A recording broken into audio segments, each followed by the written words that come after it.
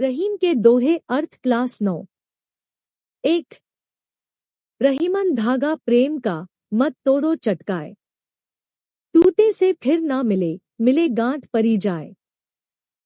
अर्थ, रहीम जी कहते हैं कि प्रेम रूपी धागे को कभी भी झटके से तोड़ना नहीं चाहिए, क्योंकि जब वह एक बार टूट जाता है तो उसे दोबारा जोड़ने पर उसमें गांठ ही पड़ती जाती है।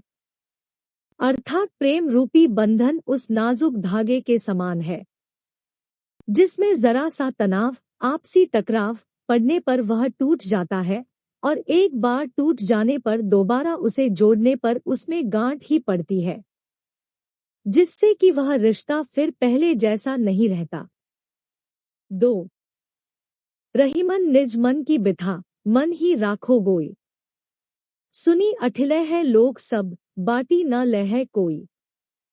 अर्थ, कबीर जी कहते हैं कि अपने मन की बिथा या दर्द को अपने मन तक ही सीमित रखना चाहिए, किसी दूसरे को नहीं बताना चाहिए, क्योंकि जब किसी दूसरे को उसके बारे में पता चलता है तो वे उस दुख को बांटने के बजाय उसका मजाक ही उड़ाते हैं। 3। एके साधे सब सधे, सब साधे सब जाए। रहीमन मूल ही सींचबो, फूले फले अघाए। अर्थ, इस श्लोक के माध्यम से कबीर जी कहते हैं कि एक बार में कोई एक ही कार्य करना चाहिए। एक से अधिक कार्यों को एक बार में करने से कोई लक्ष्य प्राप्त नहीं होता, अर्थात उनमें से कोई भी कार्य सिद्ध नहीं होगा। इसीलिए बुद्धिमान मनुष्य को एक बार में एक ही कार्य को करना चाहिए, क्योंकि बाकी भी उसी तरह बारी बारी सिद्ध हो जाएंगे। जैसे जड़ में पानी डालने से ही किसी पौधे में फूल और फल आते हैं, ना कि प्रत्येक फूल और फल में पानी देने से। 4। चित्रकूट में रमी रहे, रहीमन अवधन रेस। जा पर बिपदा पड़त है, सो आवत यह देश। अर्थ, जब राम जी को वनवास मिला था तो वह चित्रकूट में रहने गए थे, जो कि एक घनघोर वन में बहुत ही बीहड़ इलाका था और श्री राम जी जैसे राजा के रहने योग्य नहीं था। लेकिन मजबूरी में उन्हें उस स्थान पर रहना पड़ा जहां पर अनेक बाधाएं थी। इस श्लोक में रहीम जी यह कहना चाहते हैं कि मनुष्य को हर समय विपदाओं के लिए तैयार रहना चाहिए, क्योंकि भविष्य में हमारा सामना किसी भी विपदा से हो सकता है। 5। दीर्घ दोहा अरथ के, आखर थोरे आहीं। जो रहीम नट कुंडली, सिमटी कूदी चढ़ी जाहीं। अर्थ, रहीम जी कहते हैं कि दोहों को उनके आकार से नहीं आंकना चाहिए, क्योंकि उनका आकार तो छोटा हो सकता है परंतु उनके अर्थ बड़े ही गहरे और बहुत कुछ कहने में समर्थ होते हैं। जैसे कोई नट अपने बड़े शरीर को कुंडली मार कर सिमटा लेने के बाद छोटा दिखाई देता है, जिससे कि उसके सही आकार का अंदाजा नहीं लग पाता, वैसे ही किसी को उसके आकार से नहीं आंकना चाहिए, क्योंकि आकार से किसी की भी प्रतिभा का सही अंदाजा नहीं लगता है। 6।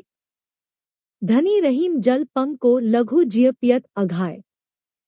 उद्धि बड़ाई कौन है, जगत प्यासो जाए। अर्थ, रहीम जी कहते हैं, एक कीचड़ का पानी जिसे हम गंदा समझते हैं, उसमें पानी की मात्रा कम होने पर भी अनगिनत सूक्ष्मजीव अपनी प्यास बुझाते हैं। इसलिए यह कीचड़ का पानी धन्य है। लेकिन इसके विपरीत वह विशाल सागर का जल जिसकी मात्रा बहुत अधिक है, फिर भी वह जल खराब, व्यर्थ है, क्योंकि उस जल से किसी की कोई सहायता नहीं होती और ना किसी जीव की प्यास बुझ पाती है, क्योंकि वह बड़ा होने के कारण उसका जल पीने योग्य नहीं आता। कहने का मतलब यह है कि बड़ा होने से कोई लाभ नहीं अगर आप किसी की मदद नहीं कर सकते। 7। नाद रीझी तन देत मृग, नर धन देत समेत। ते रहीम पशु से अधिक, रीझे हु कछु न देत। अर्थ, रहीम जी कहते हैं कि जिस प्रकार हिरन किसी के संगीत से खुश होकर उसके प्रति अपना शरीर तक न्यौछावर कर देता है, ठीक इसी प्रकार कुछ लोग दूसरे के प्रेम में इतना रम जाते हैं कि अपना सब कुछ न्यौछावर कर देते हैं।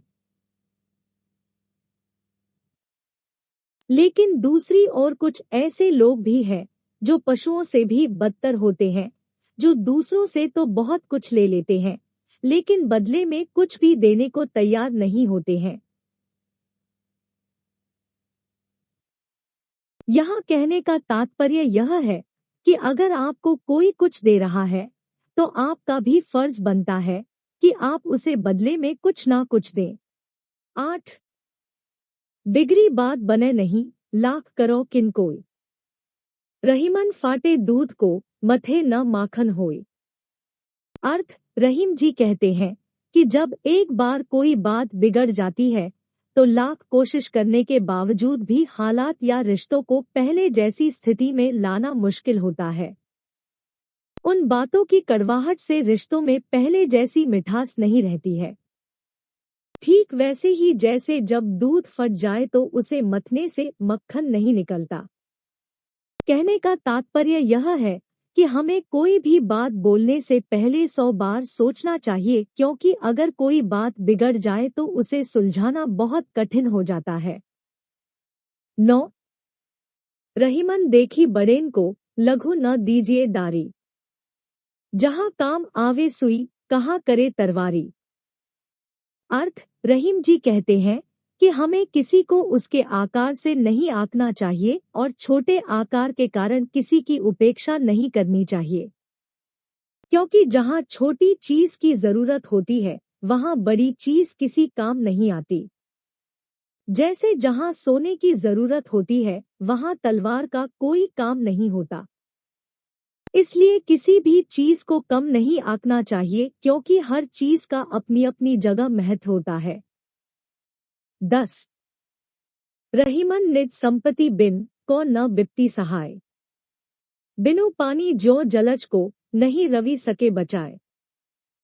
अर्थ, रहीम जी कहते हैं जिसके पास अपना धन नहीं है उसकी विपत्ति में कोई भी सहायता नहीं करता।